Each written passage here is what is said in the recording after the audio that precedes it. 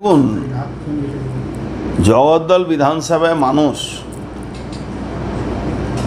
কেন যে তৃণমূল কংগ্রেসকে ভোট দেন এটাই একটা বড় প্রশ্ন।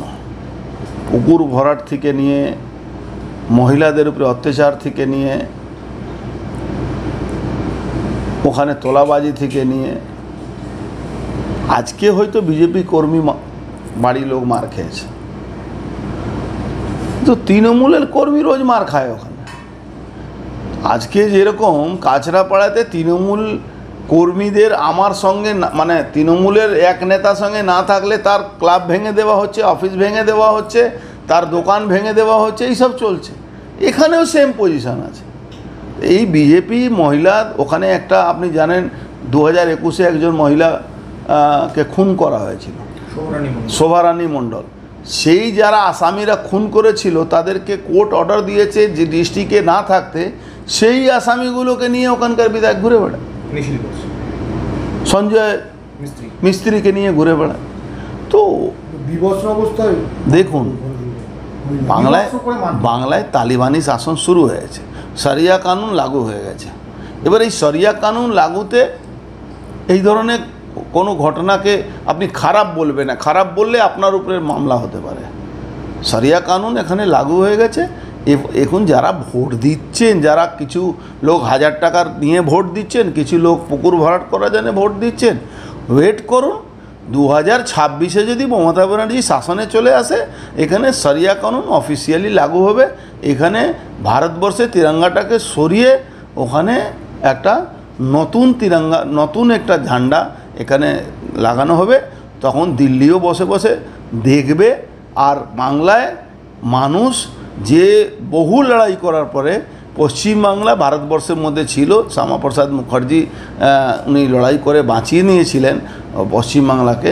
সেই পশ্চিমবাংলা আবার ওই নতুন একটা বাংলাদেশ হতে যাচ্ছে, যার প্রধানমন্ত্রী হওয়ার স্বপ্ন দেখছেন মাননীয় মুখ্যমন্ত্রী মমতা ব্যানার্জি। তার জন্য অপেক্ষা করুন। কিন্তু বাংলার মানুষ তো নিজেকে অনেকটা সারা ভারতবর্ষে পৃথিবীর মানুষকে নিজেকে উপরে ভাবেন। তাহলে যারা উপরে ভাবেন তারা ওয়েট করুন 26 সাল। যদি মমতা ব্যানার্জি ক্ষমতায় চলে আসেন, আপনি নিশ্চিত থাকুন এখানে কিন্তু তালিবানি শাসন, শরিয়া কানুন লাগু হয়ে যাবে। প্রতিদিনই আপনি তো সোশ্যাল মিডিয়ার মাধ্যমে বিজেপি যারা কর্মী মার খাচ্ছেন, সরব হচ্ছেন, এমনকি হাইকোর্ট পর্যন্ত আপনি ট্যাগ করে জানাচ্ছেন, তারপরেও ব্যবস্থা নিচ্ছেন। কে নেবে ব্যবস্থা? কে নেবে ব্যবস্থা? প্রশাসনের আঙুল হেলানি ছাড়া এটা হয় নাকি? কোন অপরাধী আছে যার ক্ষমতা আছে এইসব করে দেবে? যারা করছে তাদেরকে পিছনে পার্টি আছে, দল আছে, তাই জন্যে করছে। নাহলে ওদের ক্ষমতাটা কতটুকু? পাবলিক তো পিটিয়ে মেরে দেবে এইসব লোকগুলোকে। কিন্তু এখানকার পুলিশ, এখানকার পুলিশ কমিশনার, এখানকার থানা দরোগা সবাই তো এইরকম কাজ করে যাচ্ছে। পাচ্ছি না কি আপনারা এই প্রশ্নগুলো কেন করেন? প্রকাশ্যে দেয়ালোকে বার্থডে পার্টিতে কেক খাওয়া হচ্ছে, ও মদন মিত্রর সঙ্গে গল্প করছে। যখন লাস্ট টাইম গুলি চালাবার সময় অ্যারেস্ট হয়েছিল, তখন তাকে বাড়ি থেকে খাওয়া পাঠাতো মদন মিত্র, এই জয়ন্ত সিংয়ের। প্রকাশ্যে 4টে-5টে মাউজার রেখে ছবি তোলা আছে। এই পুলিশের কোনো কাজ আছে? কেন আপনারা? এই তো মিডিয়ার জন্যে বাংলা মানুষ বেঁচে আছে।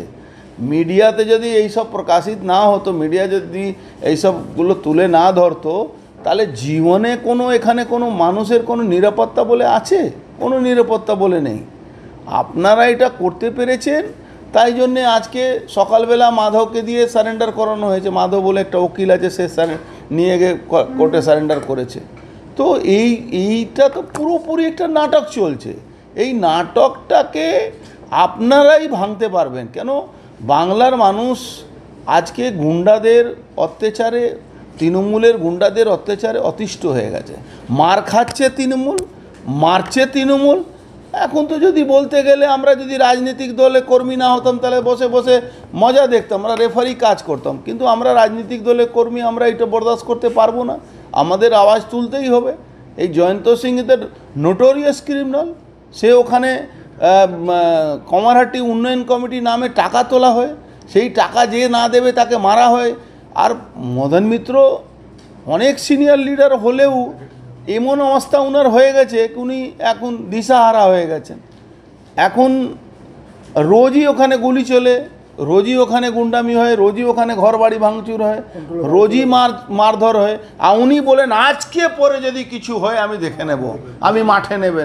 এবার তো জয়ন্ত সিং তাহলে মনে সুসাইড করে নেবে বেচারা, যদি এটা শুনতে পারে কি মদন মিত্র এই কথাটা বলেছেন, তো হয়তো জয়ন্ত সিং হয়তো সুসাইড করে নেবে। এটা আমি বলবো পুলিশকে কি ভালো করে দেখাশোনা করতে।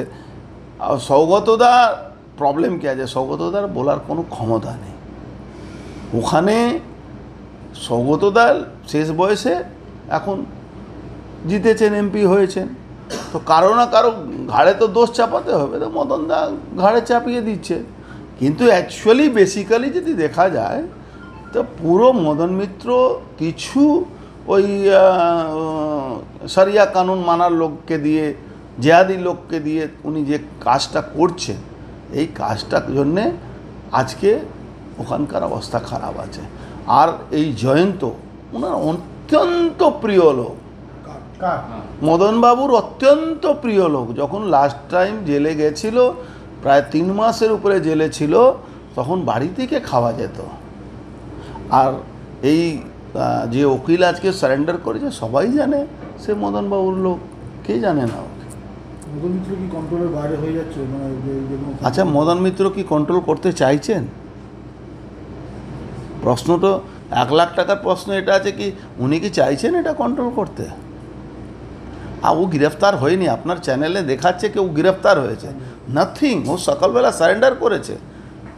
আমি তো প্রথম আজকে আমার ঘুম ভাঙলো এই খবরটা শুনে কি ও সারেন্ডার করেছে। কে কোথায় ডেপুটেশন দিয়েছে তার যেন উত্তর দিতে হচ্ছে। আরে সিকিউরিটি তো এখানে পয়সা দিলে হবে, আপনি সিকিউরিটির জন্য ডেপুটেশন লাগে নাকি? এখানকার সমস্ত চোরটা এনডিপিএস খাওয়া আসামিকে এই পুলিশ কমিশনার সিকিউরিটি দিয়ে রেখেছে। আপনি তো ভালো করে জানেন এখানে যত এনডিপিএস খাওয়া আসামি সব সিকিউরিটি পেয়েছে। আপনার সঙ্গে সুবোধ সিং এর যোগাযোগ, কিন্তু সুবোধ সিং নিজে বলছে আমি অর্জুন সিংকে চিনি না, 7 বছর ধরে। আরে ভাই, এইসব ফালতু কথা নিয়ে কি প্রশ্ন করছো? যে লোকটা আমার লোককে মেরেছে, তুমি তো আর আমাকে যতটুকু চিনো তো সেটাও জানো কি আমি বন্ধুত্ব ভালো করতে জানি, দুশ্মনীও ভালো করতে জানি। তো যে আমার লোককে মেরেছে সে আমার লোক কি করে হবে? এইটা পুরোপুরি একটা পুলিশ। আগেও তুমি জানো যখন মনীষ শুক্লা মার্ডার হয়েছিল তখন একটা সিআইডির একটা চ্যাটিং আমি ডিকোড করতে পেরেছিলাম। সেই চ্যাটিং মিডিয়াকে দিয়েছিলাম, সেখানে বলা হচ্ছিল অর্জুন সিংকে ফাঁসাতে হবে। আবার ওই চক্রান্ত শুরু হয়েছে। ডোন্ট কেয়ার, আমি এইসব নিয়ে পরোয়াই করি না। যে লোকটা আমার লোককে খুন করেছে সে লোকটার সঙ্গে অর্জুন সিং সমঝোতা করবে? হতে পারে না। ব্যারাকপুরে ব্যারাকপুরে তৃণমূল কর্মীকে রাস্তায় ফেলে মারধর করা হয়েছে গুলির বাজে এলাকা। তৃণমূল কর্মী? আচ্ছা, তৃণমূল কর্মীকেই তো মারবে, কাকে মারবে? তৃণমূল কর্মী ভাগ বাটোয়ারা নিয়ে গন্ডগোল যেখানে হচ্ছে, কে কত ভাগ নেবে, কে পুকুর ভরাটে ডান দিক থেকে পয়সা কে নেবে, বাঁ দিকের পয়সা কে নেবে, এই নিয়ে লড়াই চলছে। পৌরপ্রধান বলছে যে দল না থেকে ব্যবস্থা নিতে। পৌরপ্রধানের বসে রোগ নেই, আমি যতটুকু বুঝতে পারি কারো বসে রোগ নেই, out of beyond the control. এবং পুলিশ গুন্ডা যখন এক হয়ে যায় ভদ্রলোককে বাড়িতে বসে যাওয়া উচিত, আর নাহলে বিদ্রোহ করা উচিত। কিন্তু বিদ্রোহ করবে না। ভোটের সময় তারা 1000 টাকাতে বিক্রি হয়ে যাচ্ছে। যে রাজ্যের মানুষ 1000 টাকা দিয়ে তৃণমূল কংগ্রেসকে ভোট দিয়ে দিচ্ছে, সেই রাজ্যে এইসব হবে। আমরা রাজনীতি কর্মী আছি, আমরা রাজনীতিকভাবে প্রতিবাদ করব, বিরোধিতা করব। কিন্তু এখানে আমি মনে করি কেন্দ্রকে ইমিডিয়েট 356, 355টাকে ইমপ্লিমেন্ট করা দরকার আছে। যদি না হয় এখানকার মানুষ বাঁচবে না। তার স্বপ্নের বাড়িকে স্বপ্নের রূপ দিতে নৈহাটিতে সর্বপ্রথম কুচিনা নিয়ে এসেছে কিচেন কেয়ার অ্যান্ড সলিউশন। আর এই কুচিনা এক্সক্লুসিভ শোরুমে পাচ্ছেন কুচিনা কোম্পানির উন্নত মানের modular kitchen, chimney, water purifier, built in oven, wardrobe ও আরো অনেক কিছু।